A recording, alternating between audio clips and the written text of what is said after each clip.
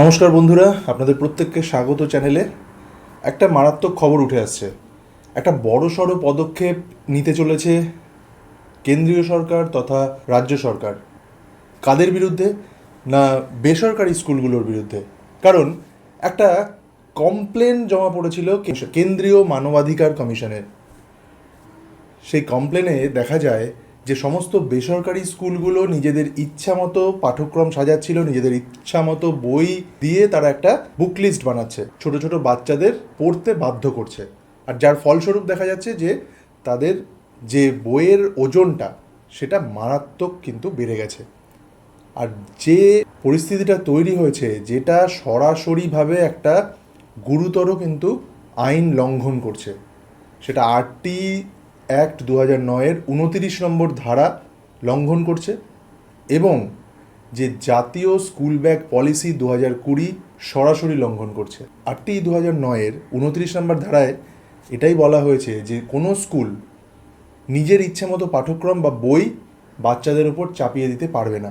আর সেটা সরাসরি লঙ্ঘন করছে কিছু বেসরকারি স্কুল। সেটা নজরে এসেছে জাতীয় মানবাধিকার কমিশনের এবং এর ফলস্বরূপ জাতীয় মানবাধিকার কমিশন খুব সাম্প্রতিক রাজ্যকে নির্দেশ দিয়েছে সমস্ত ডিএমদের যে 4 সপ্তাহের মধ্যে অ্যাকশন টেকেন রিপোর্ট দিতে হবে মানবাধিকার কমিশনকে। তাহলে এটা একটা কিন্তু গুরুত্বপূর্ণ আপডেট যে যা খুশি তাই একটা হিউজ অ্যামাউন্ট বইয়ের লিস্ট ছাত্রদের তথা অভিভাবকদের কাছে তুলে দেওয়া, তার বিনিময়ে একটা বিপুল পরিমাণ অর্থ নেওয়া, বেসরকারি স্কুলগুলোর দীর্ঘদিনের এই একটা প্র্যাকটিস এবার অন্তত কিন্তু বন্ধ হতে চলেছে। আমি অত্যন্ত ধন্যবাদ জ্ঞাপন করব কেন্দ্রীয় সরকার এবং কেন্দ্রীয় মানবাধিকার কমিশনকে এবং তার পাশাপাশি আমাদের নবনির্বাচিত পশ্চিমবঙ্গ সরকারকে এর বিরুদ্ধে অবিলম্বে একটা কঠোরতম ব্যবস্থা যেন নেওয়া হয়।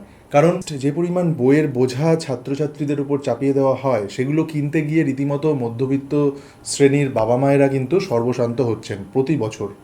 এবং যারা সেই সমস্ত বেসরকারি স্কুলে ভর্তি করছেন তাদেরও কিন্তু এবার ভাবার সময় এসেছে যে সরকারি স্কুলগুলো বিনামূল্যে যে পরিষেবা দিচ্ছে, যে পরিকাঠামো রয়েছে বর্তমানে এবং আগামী দিনে হতে চলেছে, সেই দিকে চিন্তাভাবনা করে আপনাদেরও কিন্তু এবার একটু ঘুরে দাঁড়ানো প্রয়োজন। আর সরকারও কিন্তু সেই পথেই এগোচ্ছে। তাই আগামী দিনে আমি এটুকু অবশ্যই আশাবাদী, একটা খুব সুন্দর শিক্ষা ব্যবস্থা গড়ে তুলতে চলেছেন আমাদের নবনির্বাচিত সরকার, যাতে সাধারণ শ্রেণীর মানুষ তাদের সন্তানদের একটা সুন্দর পরিকাঠামো এবং সুন্দর শিক্ষা ব্যবস্থার মধ্যে নিয়ে এসে সুন্দর ভবিষ্যৎ তাদের নতুন প্রজন্মকে উপহার দিতে পারেন। আপনারা প্রত্যেকে ভালো থাকবেন। দেখা হচ্ছে খুব শীঘ্রই পরবর্তী ভিডিওতে।